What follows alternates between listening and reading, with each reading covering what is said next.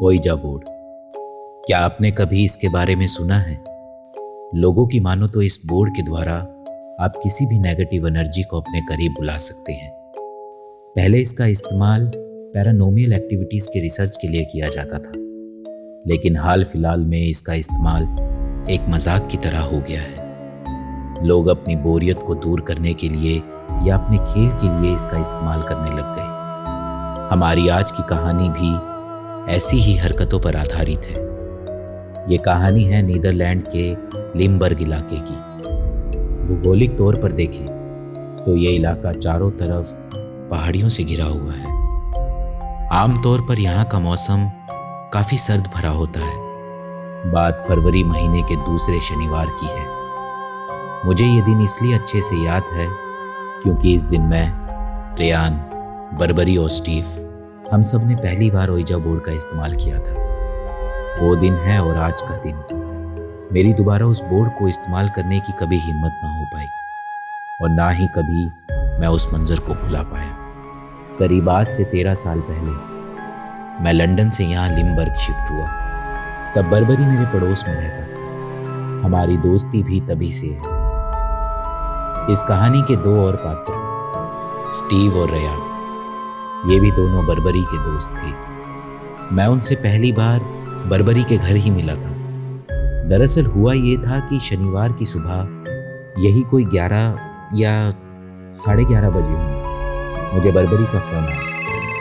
What's up bro, क्या चल रहा है? अच्छा सुन, शाम को 8 बजे मेरे घर आ जा, एक सरप्राइज है। और हाँ, आते हुए ना रास्ते से 2-3 कैंडल्स ले आना।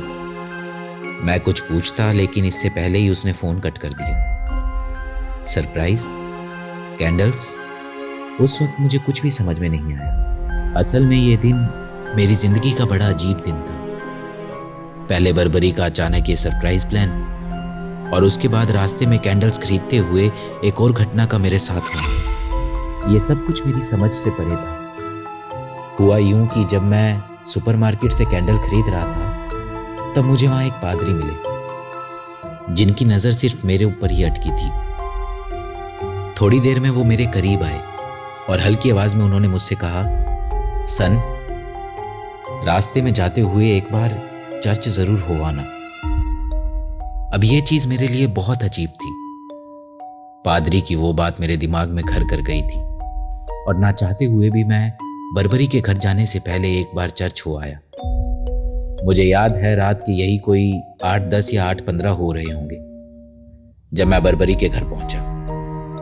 रेयान और स्टीव उसके घर पर पहले से ही मौजूद थे। आज पता नहीं क्यों बर्बरी के घर का माहौल कुछ अजीब सा था। एक तो उसने घर की सारी लाइट्स बंद कर रखी थी और घर में चारों तरफ कैंडल्स ही कैंडल चल रही थी। तभी रेयान बोल पड़ा, ब्रो अब तो तेरा दोस्त भी आ गया, अब तो बता दे तेरा सरप्राइज क्या है? और घर में इतनी सारी कैंडल्स, हमसे भी कैंडल्स मंगवाई है, ये सब क्यों? किसी का बर्थडे है क्या? तब बर्बरी ने हल्की मुस्कान के साथ अपने पीछे से कुछ निकाला और धीमी आवाज में कहा, गाइस, आज जो हम करने वाले हैं वो हम में से अपनी जिंदगी में कोई भी इसे भूल नहीं पाएगा। This is the biggest adventure of our lifes. इतने में स्टीव एक्साइटेड होकर बोल पड़ा, ओइजा बोर्ड, यार ब्रो आज तो मजा ही आ जाएगा। आज हम आसपास रह रही आत्माओं से बात करेंगे। सच कहूं तो मुझे अभी तक कुछ भी समझ में नहीं आ रहा था। इस चीज का जिक्र मैंने बस अभी तक सुना था पर देखा आज पहली बार। इस दौरान सभी सामने वाले डाइनिंग टेबल पर बैठ गए और बर्बरी ने इतने में ओइजा बोर्ड को खोलकर सामने रख दिया। सभी अपनी कैंडल जलाओ और अपने हाथ में पकड़ लो और लेफ्ट हैंड की उंगली इस कॉइन पर रखो।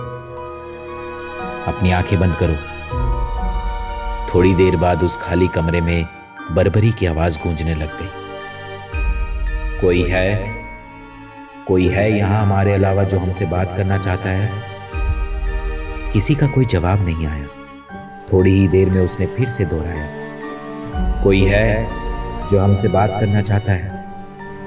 रेयान ने अपनी आंखें खोलते हुए कहा, यार ब्रो ये क्या मजाक है, इस सब से कुछ नहीं होता। ये बात सुनकर हम सबने भी अपनी आंखें खोल ली।